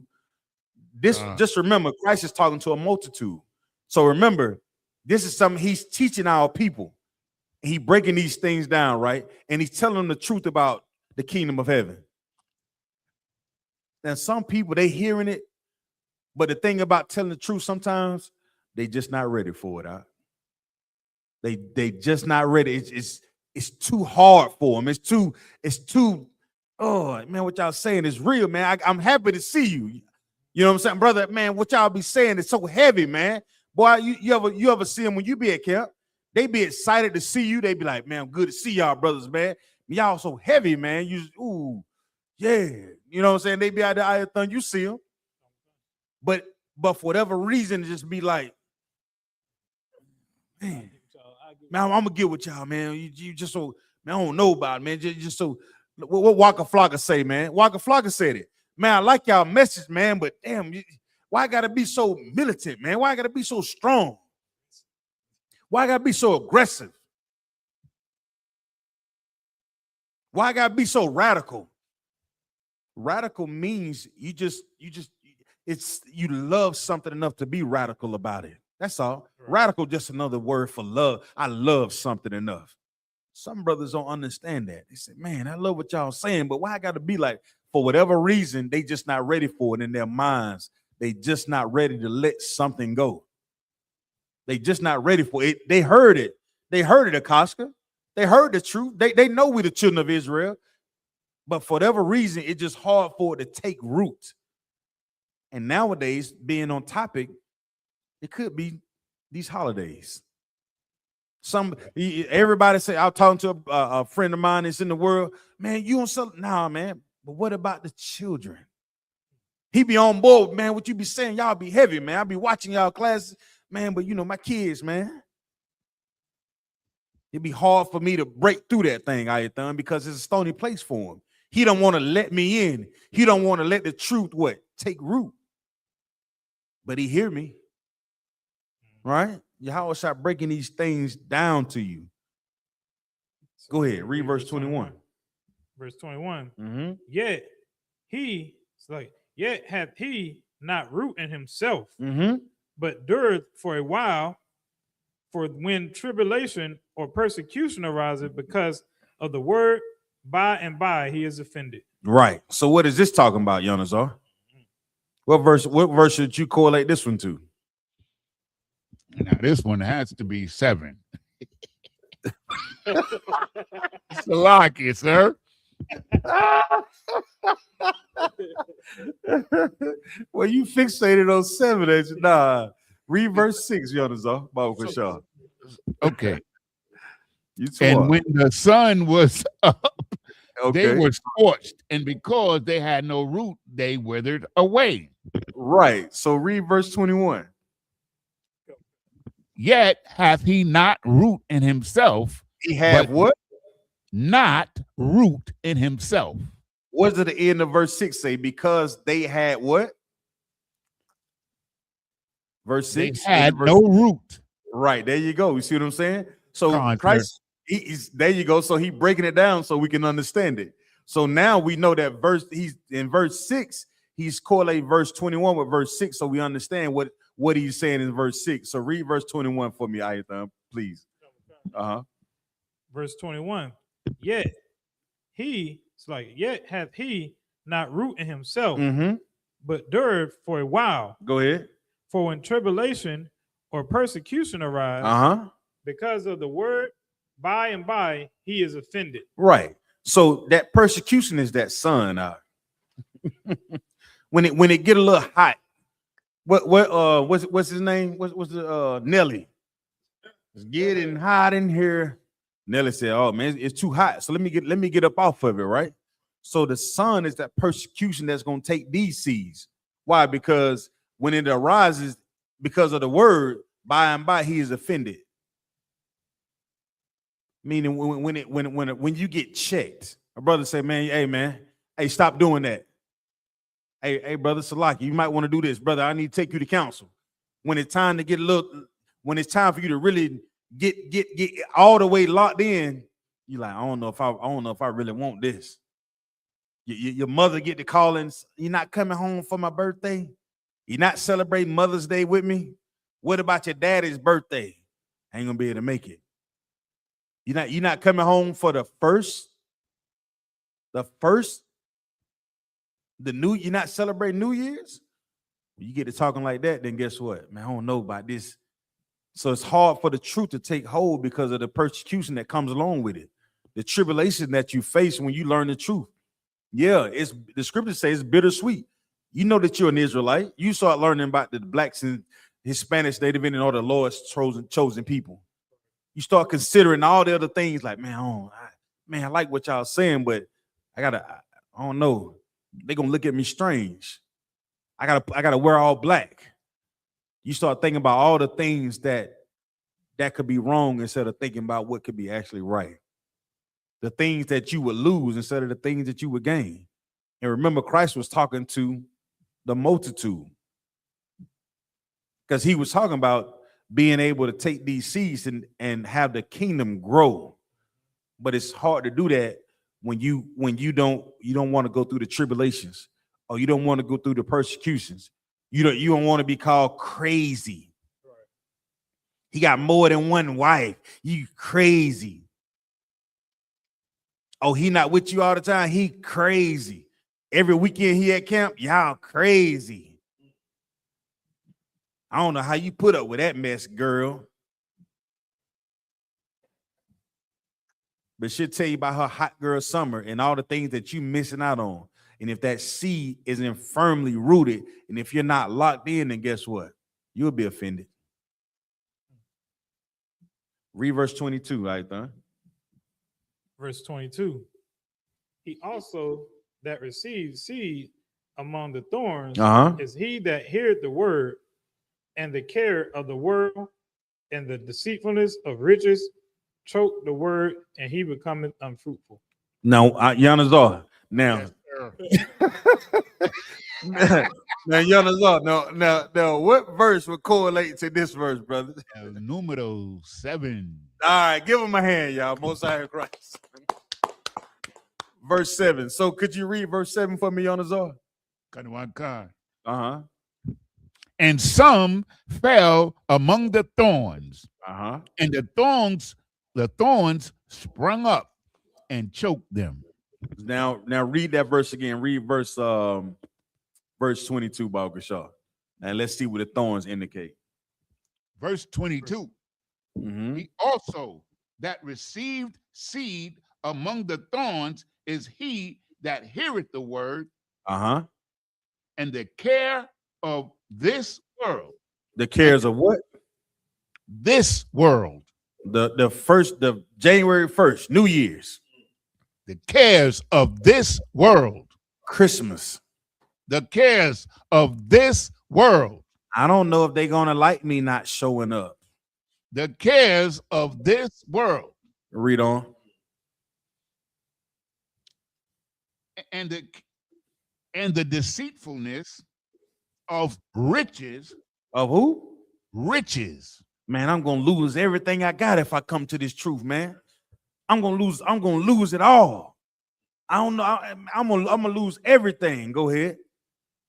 Choke the word, and he becometh unfruitful. Man, come on now. Brother, you hear the truth.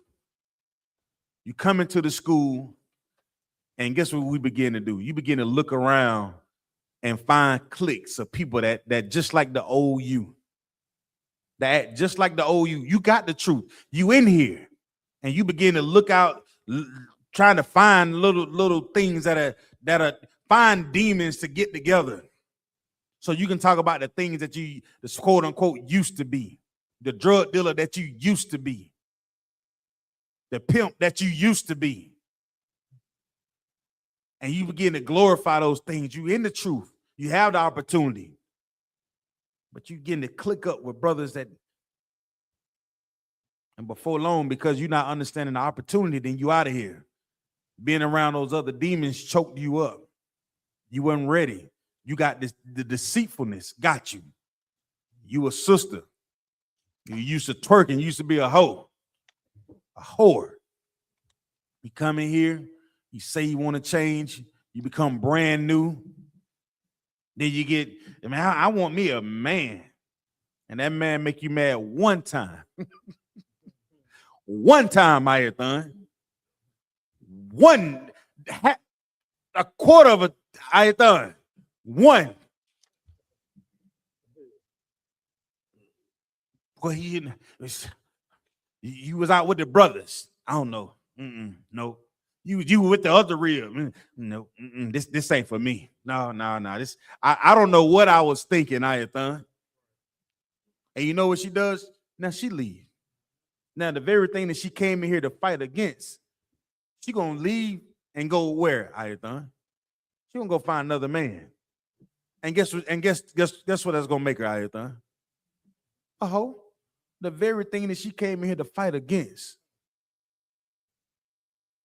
The brother came in here to fight against the selling dope and the smoking. The very thing, the seed, the sower laid the seed, Ayathan.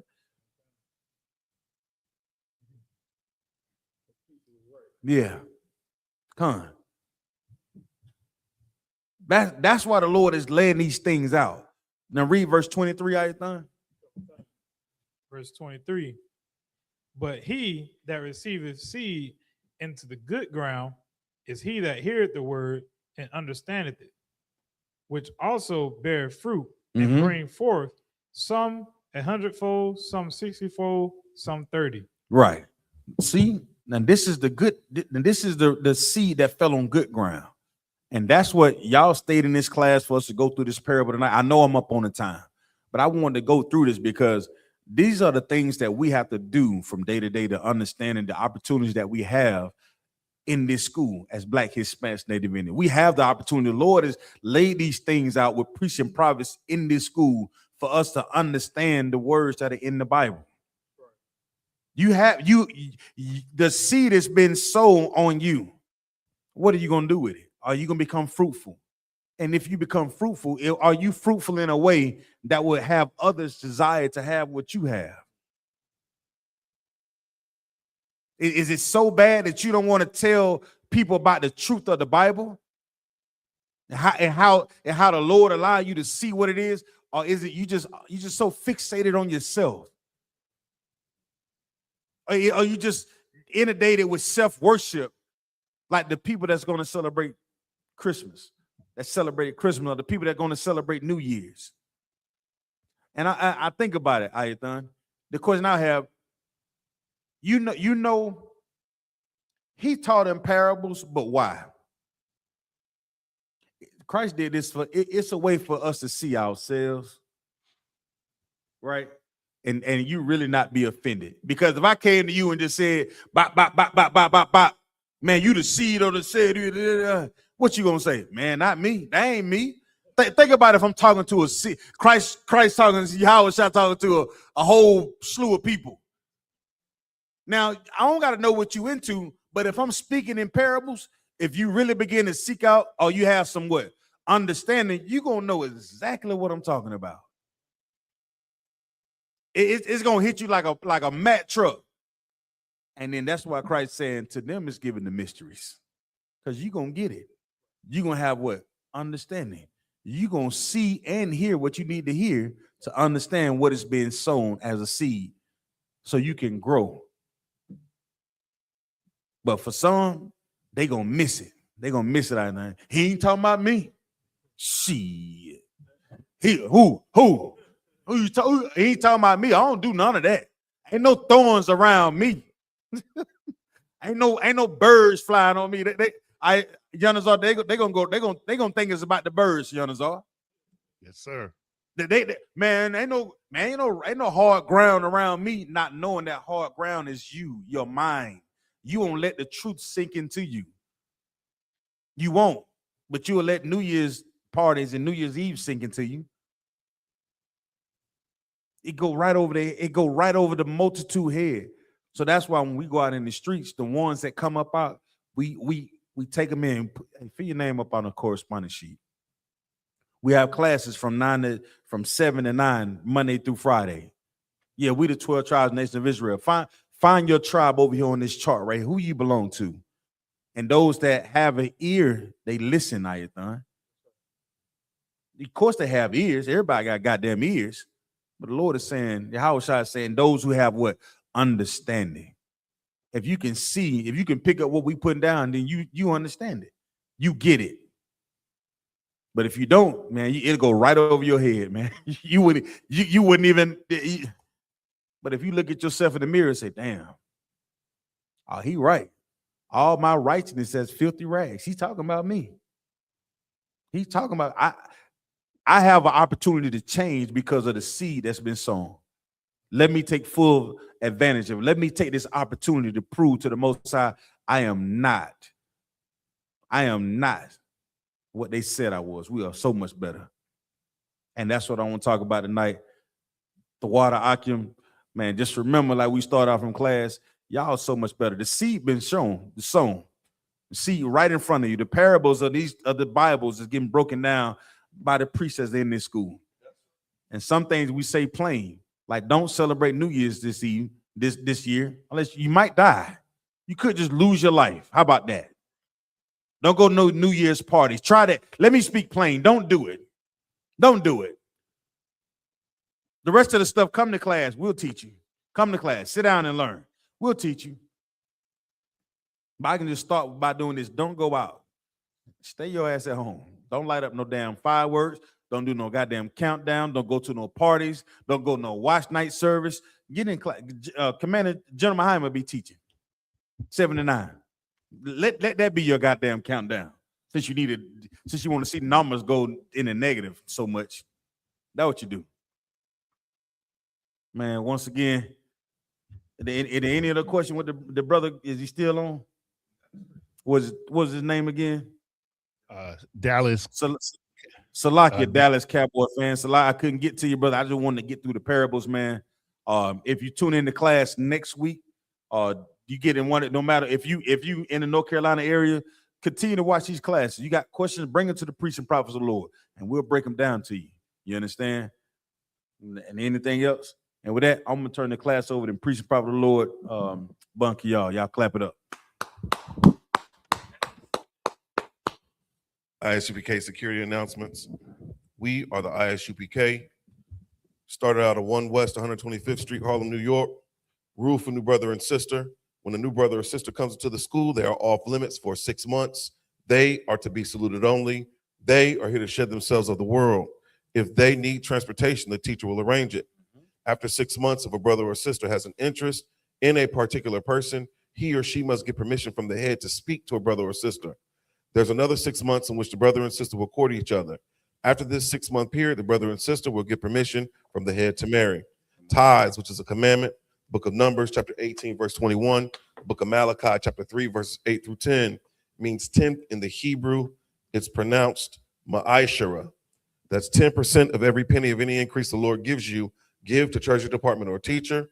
Priest funds and free will offering for priests not mandatory. Whatsoever amount you would like. The upcoming Holy Convocation. We have the Feast of Purim, 14th day and the 15th day of the 12th month, which will be Monday, March 2nd and Tuesday, March 3rd of 2026, according to the book of Esther, chapter 9, verses 20 through 31. If anyone wants to be a trooper in the school, start wearing all black, boot, shirt, pants, headband, and scarf. And with that, imagine, which means to stand.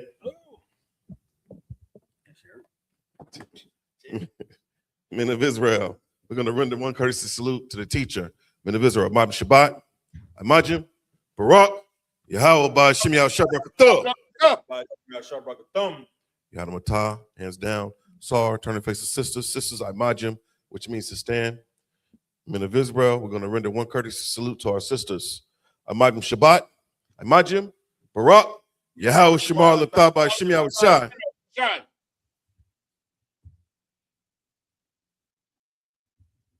Yadamatah, hands down. Class dismissed.